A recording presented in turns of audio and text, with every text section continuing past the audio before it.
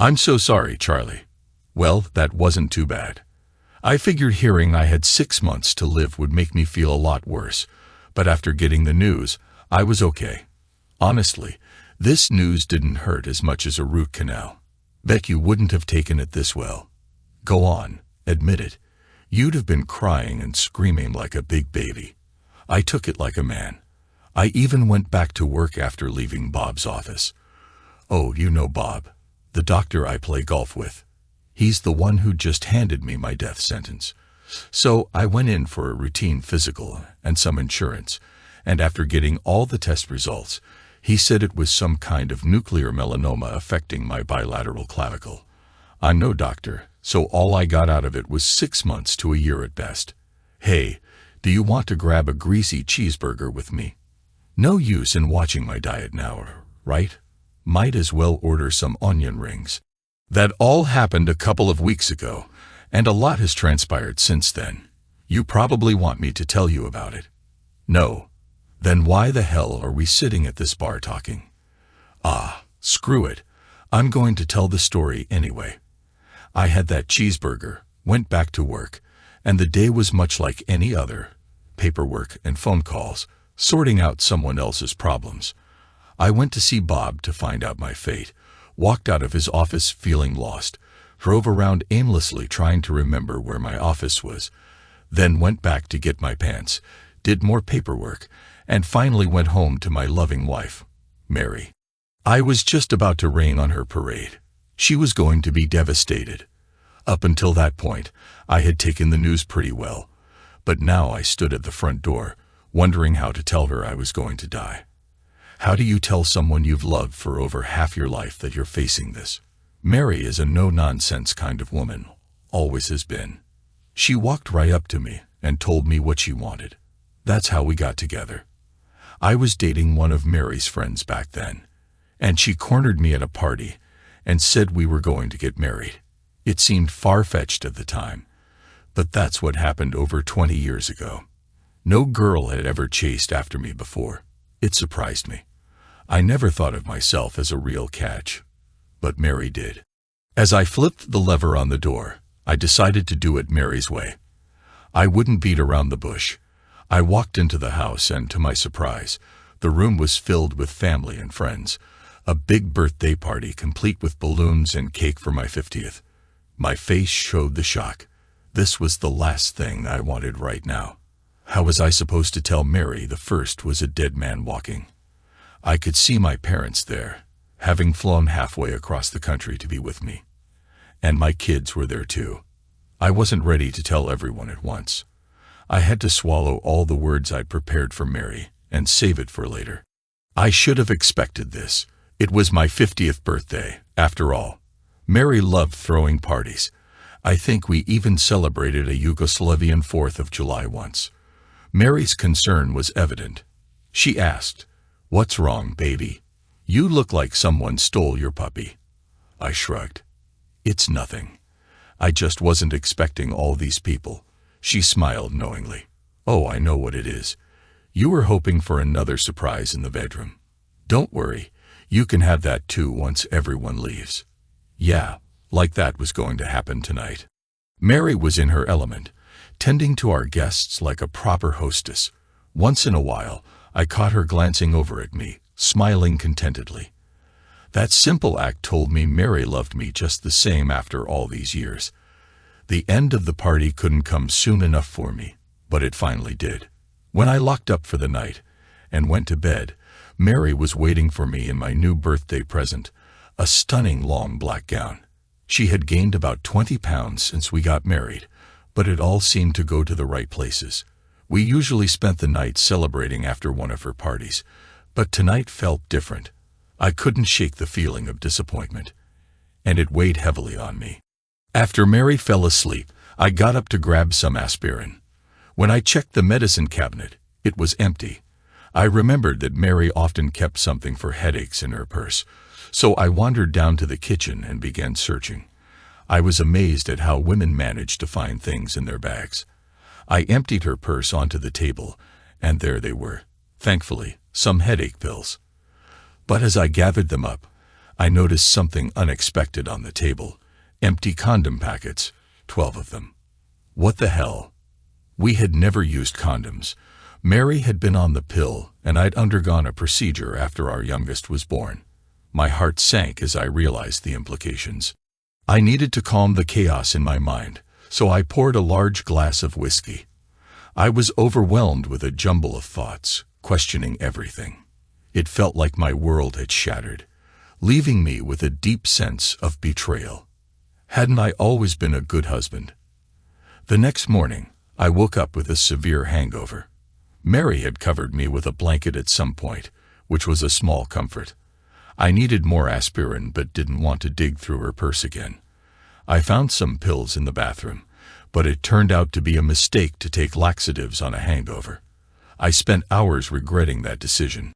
Despite my physical discomfort, the feelings of betrayal remained fresh. Never once in our 26 years of marriage had I doubted her loyalty. How could she do this to me? It felt cruel, especially since I was already struggling with my health. I hadn't shared that with her yet. Maybe I wouldn't make it my big surprise. We could wake up one morning, and I wouldn't be there anymore. You know what I mean. It was clear she had her secret, and I had mine. I spent the rest of the day promising myself I'd never drink again for the remainder of my life. I've never been the type to seek revenge, but the idea began to appeal to me. There were many things I had never done that suddenly seemed tempting. I had never jumped from an airplane. It felt too risky. I had never owned a sports car, also risky and expensive. But the ultimate risk that came to mind was to have an affair. It hadn't crossed my mind before, but now I saw some potential benefits. Mary needed to feel the hurt she had caused me. The pain was overwhelming. I decided to give her something to remember fondly when she was older, a husband who had strayed a little on the side. I didn't have much time left, but I was going to make the most of it. Let's see who feels regret now. Today marks the beginning of a new chapter in my life. I had always been the cautious one, considering the consequences of every action. Not anymore. The worst-case scenario. I wouldn't be here anymore. That was going to happen eventually, so why worry? Who could I have an affair with? My secretary? No, she was a nice person with a family. I didn't want to disrupt anyone else's life, just Mary's and mine. Who did I know that was single? Which of them would bother Mary the most? Her sister. Yeah, that had potential. Karen was recently divorced. She might be looking for a little excitement. Who else? Her mother. Now that would definitely stir things up. Mary would be furious. Ellen had been single for quite a while. What did I have to lose? Ellen was in good shape. It couldn't be that bad, right? This could be easy. She might even be interested. So, the plan was to pursue Mary's mom. I was getting my life back on track, albeit a short track. How should I act at home? Should I distance myself from Mary or play it cool? Playing it cool seemed like the best approach. Pretend everything is fine. No worries. A few nights later, I made up for my previous lack of effort in bed. Mary thought it was all for her, but I was really just honing my skills for Ellen. I didn't want to let her down. I was sitting in my recliner, thinking about how to approach Ellen, when Mary came out of the kitchen. She looked at me, and instead of her usual smile, she gave me a sad look and shook her head. It was another sign that something was off. I could see it in her eyes. My opportunity with Ellen came the next weekend when Mary was at her sister's, and Ellen needed a ride to bingo. It was now or never. I thought life was too short not to take chances. I met her in the driveway, helped her into the car, and closed the door. As soon as I got into the driver's seat, I felt a rush of boldness. Just feeling a bit adventurous, I said. "Do you think it's wise to drive around like that?" she asked, raising an eyebrow. "Have you ever wanted to be a little daring?" I teased. She responded playfully, and before I knew it, we were both caught up in the moment. I was shocked when I caught a glimpse of Ellen. I swerved and nearly hit the back of a garbage truck. I could already imagine the headlines. "Man causes accident with mother-in-law. Charlie, you're quite amusing," and I'm flattered by the offer, but why would you think I'd be interested in a middle-aged man?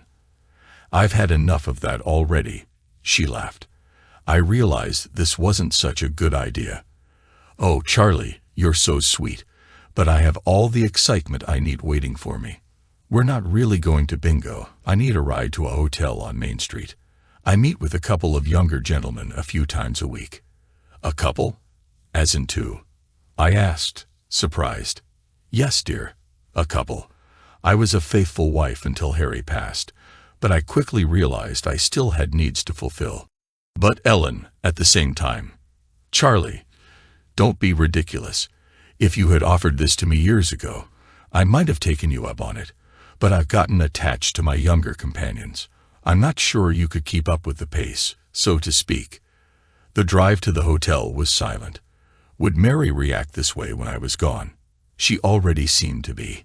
I dropped Ellen off, and she turned to kiss me on the cheek. If only you'd been a little sooner, Charlie. Then she was off to meet her companions. My ego took a hit. The only way I could feel worse was if I were facing some terminal illness. I thought about what kind of car I wanted. A Ferrari.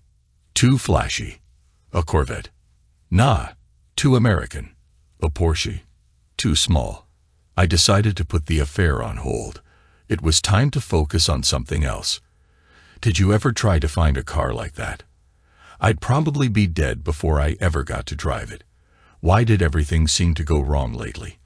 I went for a routine physical, and the doctor told me I was in bad shape. My wife of 26 years had become someone completely different. I couldn't even charm a woman twice my age. Plan B: pursue Mary's sister Karen. After my last attempt at seduction, I felt a glimmer of hope. I casually asked Mary about Karen, who wasn't seeing anyone. If the women in that family had Ellen's energy, Karen would surely appreciate some attention after being on her own for a while. I decided to take a direct approach. I had a key to her apartment, waited until I knew she was asleep, and quietly snuck in. I felt like a stealthy intruder, carefully removing my clothes before entering her bedroom. I could make out the outline of her sleeping form, covered only by a sheet. Perfect. I thought about slipping in quietly and wrapping my arms around her, but as I crept to her bed, trying not to wake her, my plan took an unexpected turn. The sheet flew back, and I heard her exclaim, "What the hell? Charlie, what are you doing? Are you out of your mind?" she asked. In that moment, I realized why she hadn't been seeing any men. There were 3 of us in bed, and I was the only guy. I curled up, feeling overwhelmed, and tears streamed down my face. She held me like a child, while her partner comforted me with gentle strokes and soft kisses on my forehead. I found myself reflecting on the situation. How many guys could honestly say they had shared a bed with 2 women? I had that unique experience, but it wasn't as glamorous as it might sound. My neck ached, and I could feel old fears creeping back, angry and insistent. Karen, always patient, finally asked, "Charlie, what's going on? This isn't like you." I hesitated, unsure how to explain. "It's hard to put into words," I replied. "Just tell me," she insisted. "It's not like you're going to die." "Actually, that's exactly it," I said. The weight of my diagnosis pressed heavily on me. She hugged me tightly, and I pushed her away, feeling the familiar sting of pity. "Why don't I feel any better?" "Mary must be worried sick about you," she said, her expression a mix of concern and disbelief. "She doesn't know, and I'm not going to tell her," I said defiantly. "That's insane." "She deserves to know," Karen gasped. "No, she doesn't. She gave up that right when she cheated on me," I replied, feeling a mix of relief and guilt. "Charlie, you're not thinking clearly," she said. "Mary loves you. She wouldn't do that." "Maybe it's time I confront her," I suggested. "At least then I'll find some peace." When I got home, Mary was waiting by the door, and I braced myself for a confrontation. "Where were you, Charlie? You had me worried sick." "I had some things to take care of," I said coldly. "We need to talk." "You've been acting strangely," she insisted. I interrupted. You talked to Bob. That's just great. What did he say? That I'm dying, I admitted, hoping she'd catch on. Oh God, no, her face drained of color, and she fainted. With her unconscious, I felt a wave of resignation wash over me. I might as well go practice my swing. I wasn't up for a full game, so I grabbed my driver from the back of my car. What I really wanted was to take out some frustrations in Bob's office. Luckily for him, he wasn't at work, but not so lucky for me when the police eventually found me at the golf range. I was eyeing a new driver because my old one didn't hold up well against a locked door. Did you know the police won't let you take sports equipment into your holding cell after an arrest? Neither did I. It seemed ridiculous. What did they think I was going to do, swing at someone? They granted me one phone call, so I called for a pizza. Just before it arrived, Mary showed up, and Bob walked in right behind her, which really annoyed me. One pizza is barely enough for two. The guard opened my cell door and said I was free to go. Go where? I thought. Bob jumped in first. Charlie, listen carefully. I know you're upset, but I have great news. You're not going to die. At least not anytime soon. There was a glitch at the lab with the computer. You're okay. His enthusiasm fell flat as I processed the news. Now I had to face the reality of Mary possibly cheating on me for another 30 years. Isn't that great news, honey? Mary asked. Yeah, but is my pizza here yet? Didn't you hear? You're okay, she beamed. Yeah, I heard, but it changes nothing. My life is still a mess. Now I just get to live longer and experience it day by day, I grumbled. Bob looked at Mary. Has he always talked like this, or is this new? Mary ignored him and shook me by the shoulders. Charlie, snap out of it. Why are you acting like this? Mary, what did I do to make you cheat on me? Was I that bad of a husband? Bob, we need to get him to a doctor. He's losing it. That may be true, but it doesn't explain the wrappers I found in your purse. I shot back. Those were for balloons at your birthday party. Those were. Wait, you didn't think. Why didn't you just ask me? She replied, sadness in her eyes. I recalled my party. Bob had paid the pizza guy. There were balloons, right? No, those were. This was not good. Now that I was going to live, I felt like I was really in trouble. Mary would be furious when she found out about her family. I thought to myself, oh Lord, take me now. I'd been a fool to trust anyone. First my doctor, then my own judgment. What would Mary do in this situation? She'd come to me, expecting honesty. I braced myself for the truth. When we got home, I sat her down in my easy chair. I went to the kitchen and poured her a generous glass of Chardonnay. She probably needed for my confession. Before I could start, Mary said, Charlie, you don't need to say anything. You're the most important person in my life, and I love you no matter what. You've been under so much stress. It's amazing that you held it together as well as you did, considering the pressure you put on yourself. The only thing I'm sorry about is that you didn't come to me and let me in. It hurts, Charlie. Please believe me, Mary, I tried. I really tried. The house was full of people. I never had the opportunity. Then when I found the wrappers, Mary, stop me. Charlie, I know you did. Now I remember how miserable you were at your own birthday party. I'm so sorry, Charlie. How can I ever make that up to you? I was so selfish. Mary, for God's sake, stop interrupting. I have to get this off my chest before I have a coronary. She did it again. She interrupted me. Which is it, Charlie? Are you going to tell me about Mom or Karen? I took Mary's cup and swallowed its contents. You already know. Do you want me to pack my things now, or will the morning be soon enough? I stammered. Mary reared back and slapped my face. Look, Charlie, I've taken a boatload of crap from you this week, and I've forgiven you for all of it. If you don't start acting like the man I married again, well, you don't want to know what I'll do. You slapped me, I said, surprised. Yes, I did, and I'll do it again if you ever push me away like that again. Charlie, I think of you with every breath I take. When you told me you were dying the way you did, I felt like I was dying too. I fully understand now what you did. Not that I like it, but I understand. I'm so ashamed of myself. I don't deserve, I started, but she interrupted my apology again. Yes, you do, sweetie, and you deserve a whole lot more.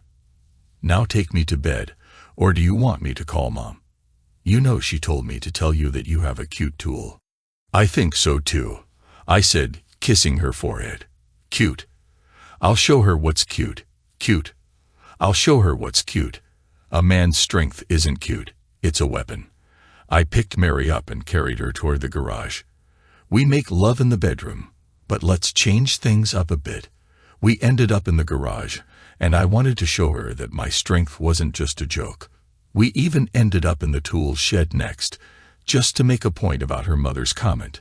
We messed up the flower garden next. That was for the humiliation her sister put me through.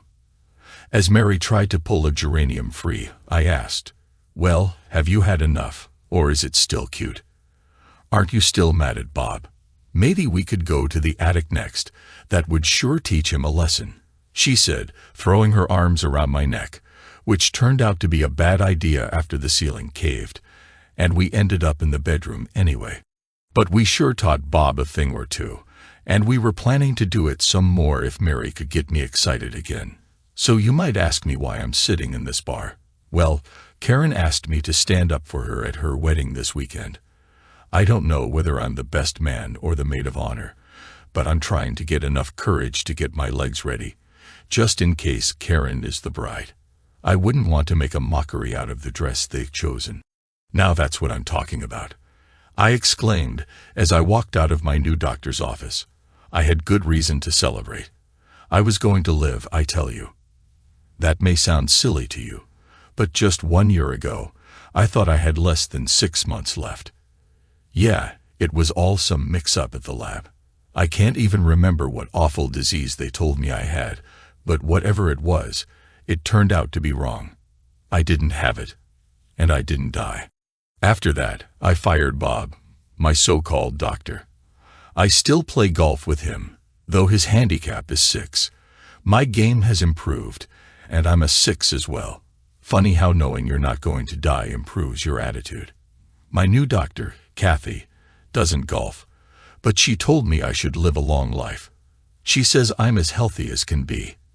I have absolutely no idea how healthy that is, but she's a doctor, so you'd think they'd know. It was weird at first, going to a woman doctor, but the more I thought about it, the more sense it made. I wouldn't consider myself uncomfortable with it, but wouldn't you rather have a woman's hands helping you when you turn your head and cough? I know what my answer is. I had a smile on my face when I got home that night. You couldn't ever move it with a wire brush. My life was so good these days. After last year's chaos, I seemed to be charmed. I had been promoted at work a few months ago. Mary, my wife, loved me, and I was healthy. Life was perfect. "Charlie, we have to talk," Mary said, handing me 4 aspirin and a big cup of Jack Daniels. This wasn't my usual before-dinner drink. Something was going on. "What's wrong, Mary?" "I talked to Dr. Kathy this afternoon. She called right before you got home," Mary said, her expression worried. "You've got to be kidding me. Not again. You just can't trust a doctor who doesn't golf." My hand was shaking as I raised that huge cup to my lips. "Here's to you, Charlie, and all of us who are about to die again," I toasted to myself. "Charlie, you've got to get a grip on yourself. I have some news, and I'm not sure you're going to like it." Well, how many times does a guy have to hear that he's dying before it kills him? Mary always did have a knack for the understated. Those voices in my head came rushing back. "Hot. You see. You're a loser. You're a dead man, Charlie. Blah blah, eat my shorts." The third voice was already feeling the effects of the alcohol. I handed Mary my cup for a refill. "No, Charlie, just calm down. We need to discuss this rationally. Rationally. She can't be serious. We're not discussing buying new drapes rationally. Poor Charlie is being dealt a tough hand in the prime of his life, and she wants to be rational. Listen to me, Charlie. I am pregnant. Now what the hell was she talking about? I thought I was facing death, and she was joking around about having a baby. Stop kidding around, Mary. How long? I'd say about 8 weeks, she said. Screw me. Last time they gave me 6 months. We have so much to do. We have to get prepared, I said, resigning myself to my fate. Now, Charlie, there's plenty of time. Just relax, she said. Mary was taking the news of my situation very calmly. Relax. We've got a million loose ends to tie up. We have to plan the funeral, for heaven's sake. Mary, how can you tell me to relax? Charlie, listen to me. I'm pregnant. That wasn't funny the first time you told me. This is serious. The doctor called and said I'd be gone in 8 weeks, and you continue to joke about being pregnant. Charlie, read my lips. I'm 8 weeks pregnant. You're not going to die, she said slowly. You mean I'm not? No, you goof. You're not dying. I thought, my God, this couldn't be happening again. Man, am I relieved I'm not facing that fate. Wait, did you say you were pregnant? Oh, Mary, how could you do this to me? I said as I started to cry. It's not what you think, Charlie, she said, trying to console me. That's what they all say. I sniffed. After last year when you, damn you, Charlie, I did not cheat on you. Not then, and certainly not now, Mary said angrily. But the vasectomy, how? Why, Mary? Why? I sobbed. Dr. Kathy told me that it's possible that your operation, well, it's all pretty technical, but the main thing is that it's your baby. Charlie, don't you think I know who or what has been inside of me? I'm surprised you'd even consider that. I didn't have a response to her statement. I wanted to trust her, I really did. I didn't know what to do or say. I had been on top of the world just a few short minutes ago. Now look at me. The weight of the world felt like it had come crashing down. I cried, and when I wasn't crying, I drank.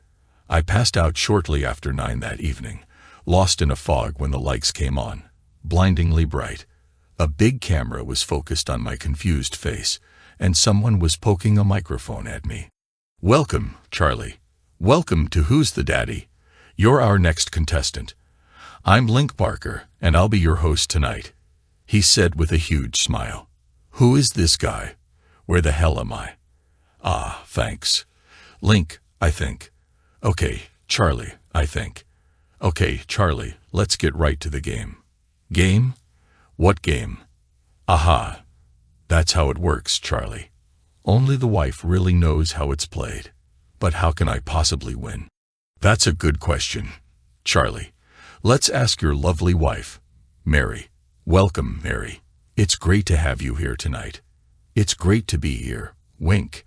Mary replied with a playful grin. Meet me in my dressing room later. Now, please tell Charlie how he can win, Wink said, clearly intrigued by Mary. Well, he can't. He's a born loser, Mary laughed. Mary, I sighed, feeling overwhelmed. You look a little pale, Charlie. Are you okay? No, I'm not. I don't want to play this stupid game anymore. Too bad, Charlie. Mary is already expecting. So you have to play now. Mary, would you please turn over the first picture? Could the daddy be your neighbor, Mark? He asked. No, please no, I cried. Mary, please reveal the next picture. Who is that? My high school boyfriend, she replied. Show us the last picture, Mary. Could it be you, Charlie? Are you the daddy? We'll find out after these commercial messages.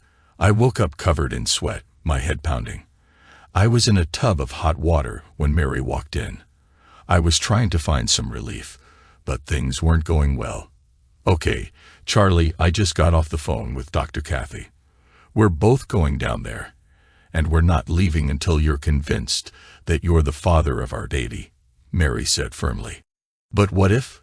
Well, Then, Charlie, you better get ready to spend a lot of time in church, because if this baby isn't yours, you'll be raising the next child of God. She replied flatly. So, I bet you can imagine how we were going to prove the biological truth. Yep, a sperm test. I'd done my share of those before when I had the vasectomy, but how are we going to extract a sample under these circumstances? On the way to the doctor, we passed a church, and I wondered if that was an option. Nah, we weren't even Catholic, we were Episcopalian. In the waiting room, I read a pamphlet about erectile dysfunction when they called my name. Mary got up and started to follow. Where are you going? I asked. With you. I'm not about to leave your side until we settle this, she said, pushing me through the door. The nurse led us to an exam room and told us the doctor would be with us shortly. The wait wasn't too long, but it sure felt like it. Mary sat on a small stool, tapping her foot, clearly amused by my discomfort. The doctor asked me to remove my clothes, something I'd done in front of Mary countless times, but with two women there, I was hesitant. Have any of you had a woman examine you with your wife watching? It's a bit awkward. She checked me over and then instructed me to get on the table. I need to check a few things, she said, and as she began her examination, I couldn't help but feel like I was in an uncomfortable situation. Monty. I wanted to scream. For the life of me, I couldn't figure out what this had to do with Mary being pregnant. We had never even considered that kind of intimacy. My mood wasn't any better when she handed me that small cup. We need a sample, Charlie, Dr. Kathy said. Okay, and how do you propose we get that? I asked, pointing to the cup. The usual method would be, she began. I nodded. Doesn't one usually require some motivation for that? I see your predicament, Charlie. Mary, do you have any ideas? Well, I suppose I could try, Mary said, looking determined. Okay then, I'll leave you two alone. Please bring the sample when you're finished. I know how anxious you are for the results, the doctor said. Mary has never before failed to spark my interest in all our years together. She removed her blouse, and I felt a nervous flutter. When her bra came off, I noticed she was trying, but doubts crept in. Each time she touched me, the thought that she might have been with another man crossed my mind. When she realized the problem was me, she left the room in tears. I didn't intend for that to happen. I really had no control over myself. Dr. Kathy burst into the room and started questioning me. What did you do to Mary, Charlie? I explained exactly what happened. She nodded and left the room. A few seconds later, she returned carrying a tray with a vial and a long needle. What is that, and what do you plan to do with it? I asked, already knowing the answer and not liking it. Don't worry, this won't hurt a bit, she said. I shot back. Well, if it doesn't hurt, let me stick it in you and see for myself. She laughed, and I exclaimed, Ouch, that hurt. I'm sorry, Charlie, but I had to do it, she replied. I recalled my grandmother saying something about a washed pot, and I realized this must have been what she meant. I was busy counting the tiles on the ceiling when the doctor stood up and handed me a cup. Let's get this show on the road, Charlie, she said and walked out of the room. I had been so focused on counting 184 tiles, by the way, that I didn't notice how tense I had become. This was shaping up to be one of the least satisfying yet most important moments of my life. I stared down into the plastic cup filled with a milky substance and willed it to move. In moments of pressure, my thoughts tend to get jumbled. At that moment, the weight of the situation reached its peak. My past and future depended on the scientific facts contained within that cup. Clarity of thought is usually gained in quiet moments or through prayer, but I had my epiphany right there. I had my realization while sitting on a stainless steel table in a small exam room. Trust, it's what life ultimately comes down to. It's a simple word, not too hard to grasp, but the true meaning of trust is much more complex. It's deeper than the deepest ocean and more distant than the farthest star. For me to say I trusted Mary was easy, but did I really? If I did, Why was I here, questioning everything? Mary had told me I was the father of her unborn child. If I trusted her, why did I need proof? Mary was my life, the mother of my children. We had shared everything, the good and the bad. She had never questioned any of my mistakes. She simply believed in my love for her.